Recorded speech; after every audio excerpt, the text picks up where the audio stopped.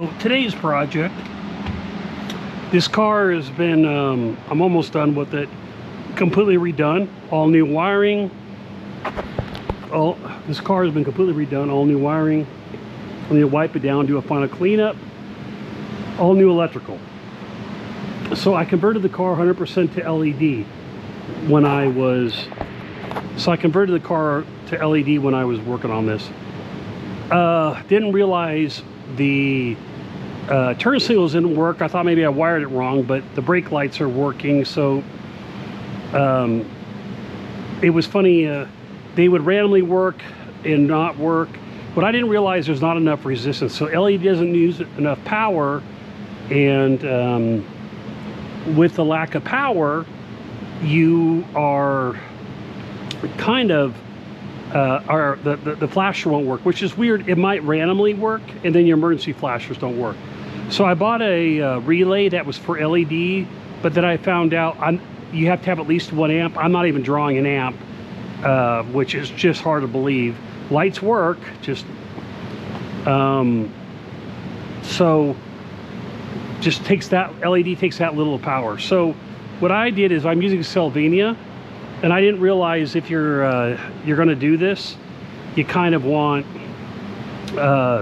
if you're using Sylvania, a lot of them will sell these equalizers, and you have to use the equalizer to basically have enough resistance so the flasher relay will work.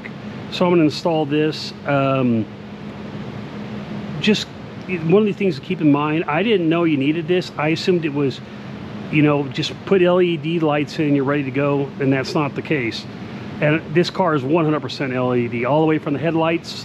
There's nothing that's a regular light bulb on this car. So I'm going to go ahead and install this, show you as I'm going. It's pretty easy, but if you have an old car, you want to get in the chain before it gets to the lights. So you just don't want to tap the lights. So the way this is wired, I'm going to go ahead and tap in to the line before it gets to the lights. That way I don't have to, that way I know the resistance is hitting. If you hit one of the lights, it won't affect the full chain. It would be easier to split this line than to do it this way, honestly.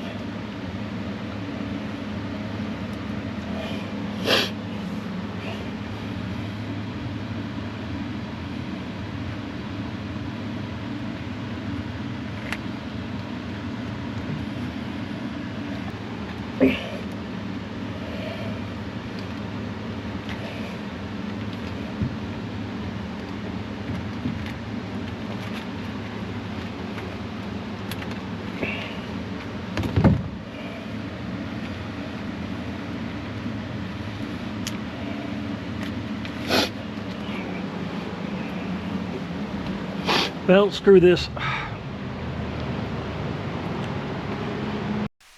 As you can see, the taps that came with the kit didn't work. My only thought is maybe the newer wires on newer cars is thinner, and maybe that tap would work. So I decided to go ahead and cut the line and use quick connects to reconnect. What I like about quick connects is if this equalizer fails in the future, you can simply disconnect the quick connects and you're ready to go. So I use 32 and 33 quick connects, male, female. You get it from AutoZone. I think any place carries the same brand. The key is just having the right tools, the right crimper, and making sure they're crimped correctly when you're done. You don't have to tape it when you're done, but I generally go back and tape it. And because this wiring is new on the car, I had extra line left over from the rewire. So what I decided to do is to use the spare wire with the same color. That way, if I have to troubleshoot it in the future, I'll know what by the wire color what it's for. So these equalizers have to be installed on each blinker. So you will have two. You don't have to put them on the front, obviously. You could install them just in the fronts if you want, or just in the backs, but I installed in the trunk. What I like about where I installed it, these equalizers produce a lot of heat. So by mounting it to that metal bracket in the back there of the trunk, it'll help dissipate heat and be easy to get to and replace if I need to. On these older cars, obviously there's no light that says the light is burnt out or anything, or no indicator light on the console. I have on newer Mustangs, meaning 79 and newer. I had to go back and also put an equalizer in on the brake light chain because the console said the light is out.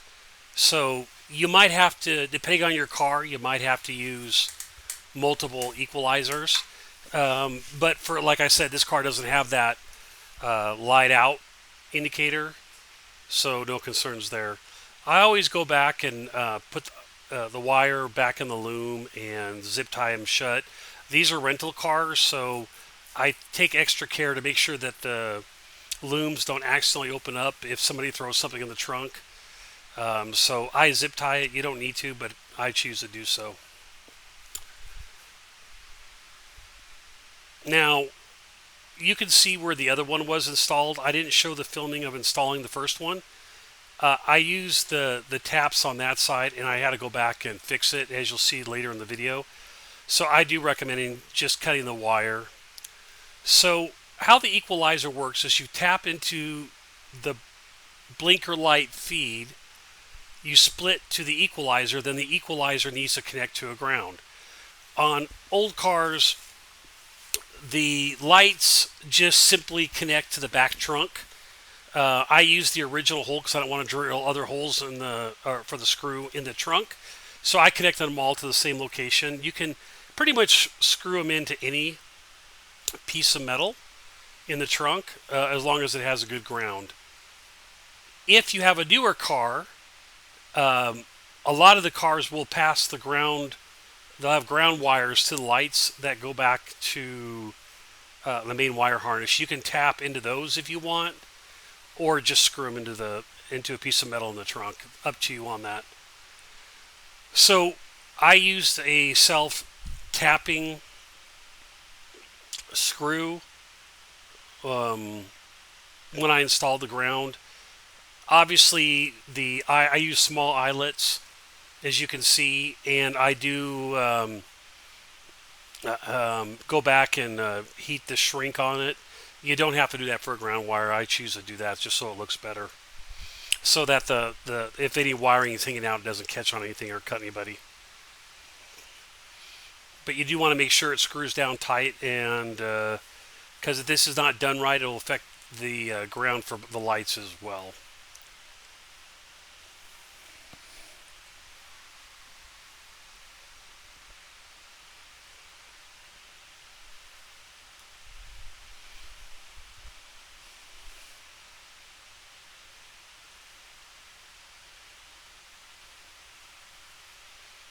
At this point, I am going to go ahead and drill a hole to hold the equalizer.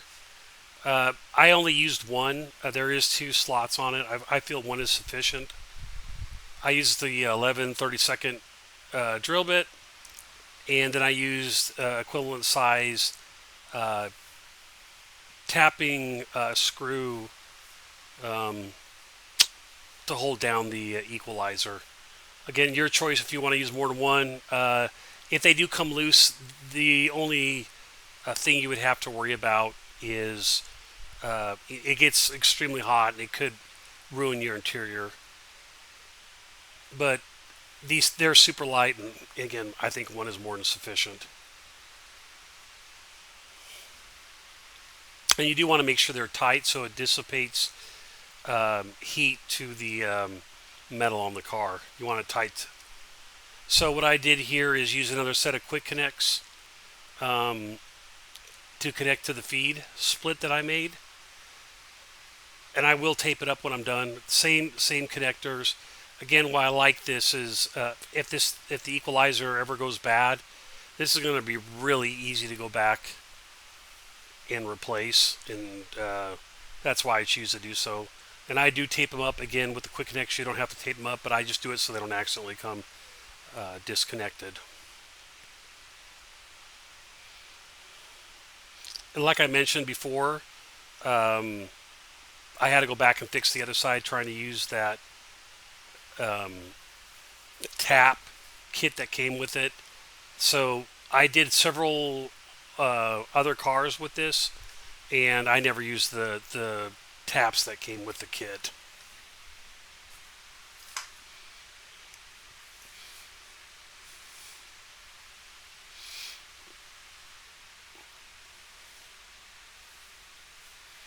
And at this point, I connected the wires, and I'm ready to do a test.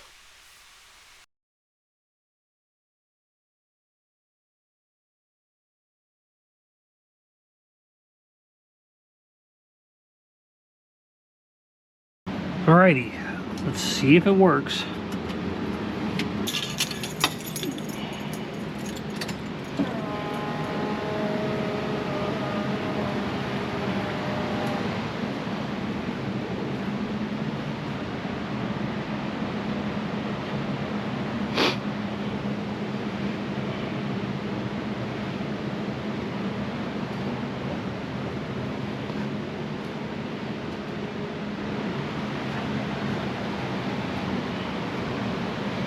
So that one's working. Now I need a splice. So you can see it's working here. I didn't do a good job with the splice on the other side, so I get to do it again. Blinker. All right, you saw how it was solid before, now it's blinking. Try the other side.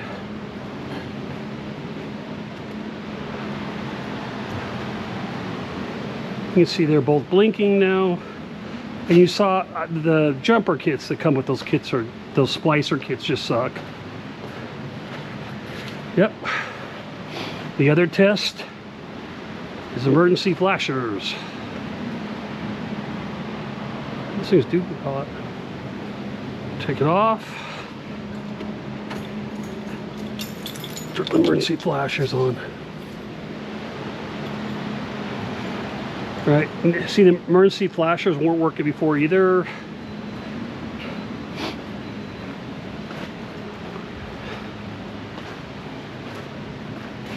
Right, we got emergency flashers. So that's the last problem on the car.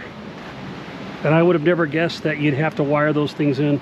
But these are junk, absolute junk. These splicers, I'm actually gonna throw them away and not keep them. They're not any good. So that's it.